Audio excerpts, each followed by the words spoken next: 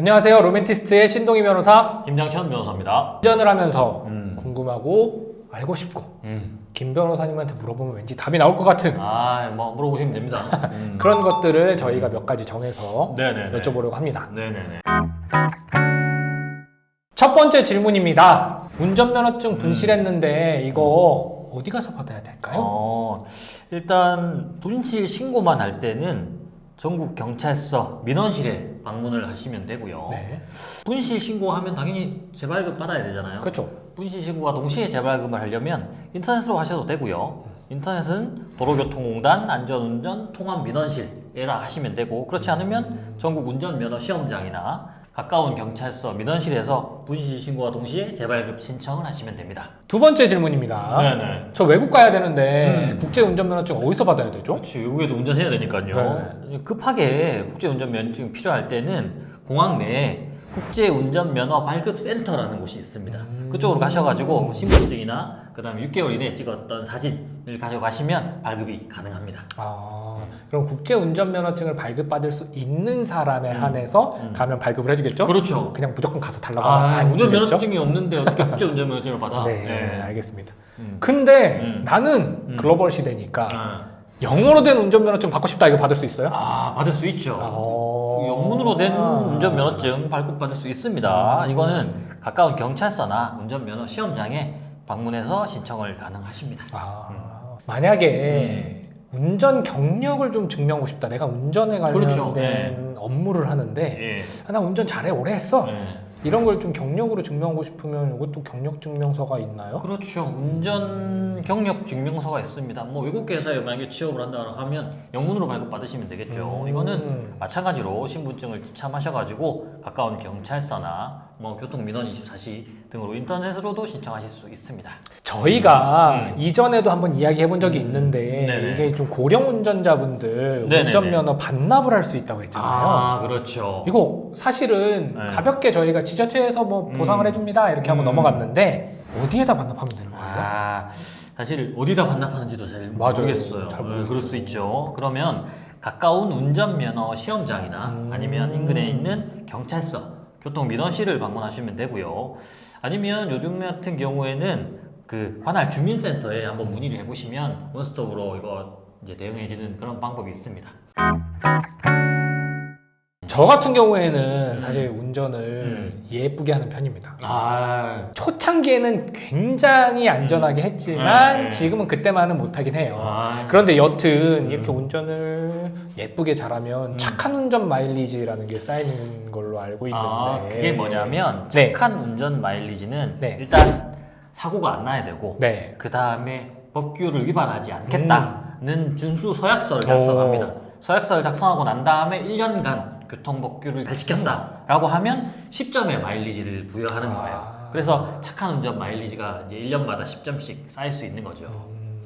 이것을 왜 쌓느냐? 그거 어디다 써요? 혹시나 필요할 때 쓸 수 있습니다. 어디다 쓰지? 그게 어떨 때냐? 우리가 벌점을 40점 이상 받게 되면 면허 정지가 됩니다. 벌점. 근데 여기서 40점이면 10점을 쓸 수 있는 거예요. 그러면 30점이 되겠죠? 벌점을 마일리지로 깐다. 그렇죠. 그러면 면허 정지가 안 되겠죠. 50점이다 라고 하면 이제 20점의 마일리지를 쓰면 면허 정지가 안 되는 것이죠. 30점이면 면허 정지가 아니니까. 그렇죠. 그러니까 지금부터라도 착한 운전 마일리지 신청하시고 정립하시면 운전에 굉장히 도움이 될 것 같아요. 그러겠네요. 지금 정지 얘기를 하셨으니까 네네. 연이어서 한번 여쭤보려고 합니다. 운전면허 정지 처분을 받은 사람이 네네. 특별교통안전교육을 받지 않으면 이거 어떻게 되는 거예요? 의무적으로 특별 안전 교육을 받아야 되는데 안 받으면 범칙금이 10만 원.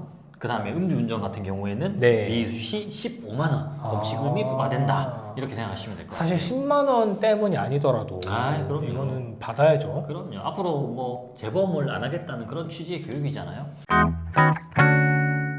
이번에 여쭤보고 싶은 거는 사실 저도 주변에서 많이 들었던 얘기인데요.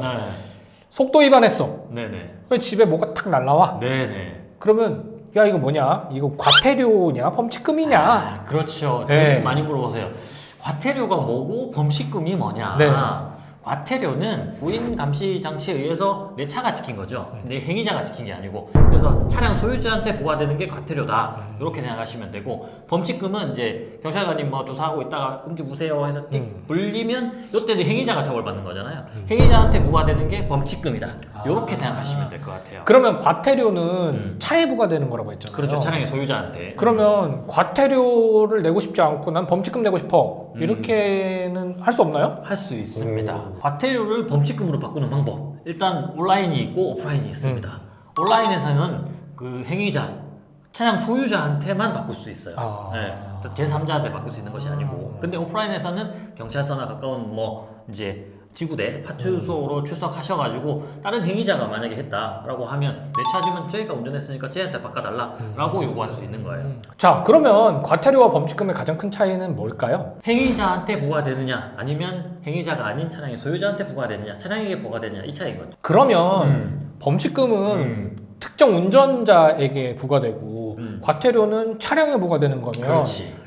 과태료의 경우에는 누가 운전했는지를 밝혀내지 못한 상태이니까 그렇죠. 운전자에게 벌점이 매겨지는 일은 없겠네요. 자, 그러면 과태료가 부과됐습니다.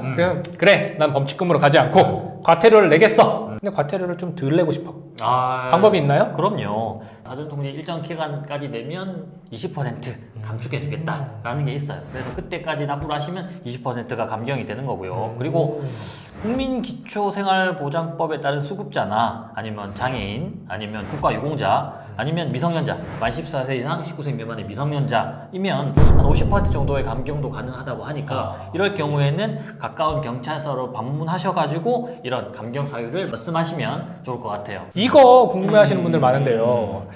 무인 단속 카메라에 내가 단속이 된 것인지 내가 신호 위반을 한 것인지 안 한 것인지 궁금할 때 확인해 볼 수 있는 방법이 있나요? 그렇죠. 확인해 볼 수 있습니다. 근데 시간이 좀 소요됩니다. 왜냐하면 무인 단속 카메라니까 촬영 그거를 판독을 해야 돼요. 그래서 즉시 내가 지금 했으니까 곧바로 내가 단속된 건가 안 된 건가가 아니고 한 5일에서 일주일 정도 걸리는데, 이때는 인터넷 교통민원 24시나 아니면 앱을 통해서 본인 인증을 통하고 난 다음에 확인하실 수 있어요.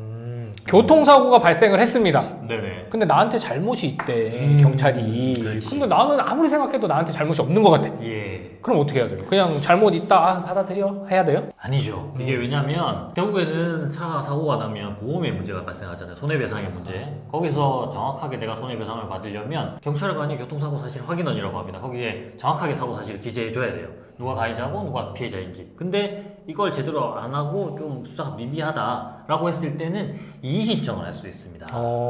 이의 신청하면 교통사고 발생 사실, 누구의 잘못으로 발생했는지 뭐 이런 것들이 재조사가 이루어지는 건가요? 일단 경찰서 민원실이나 아니면 인터넷에 경찰 민원 포탈에다 접수를 하시면 경찰이 다시 한 번 더 검토를 해가지고 재수사 여부를 한 번 더 결정을 합니다. 그래서 재조사 해야 된다라는 결정이 나오면 다시 한 번 더 조사가 이루어지는 것이죠. 그러면 마지막으로 네네. 일단 교통사고와 관련된 궁금증 중에 끝판왕이라고 할 수 있는, 내가 운전면허가 취소됐어요. 네. 나는 이걸로 운전으로 생업을 해야 되는데 어떻게 구제받아야 되죠? 이때는 취소가 일단 가능합니다. 뭐냐면 생계형 운전자를 위해서 이의신청 제도라는 게 있습니다. 이건 뭐냐면 취소 처분을 통지받은 날로부터 60일 이내 관할 경찰서로 접수해 주시면 되는데, 아무나 다 되는 것이 아니고 일정 범위의 대상자가 있습니다.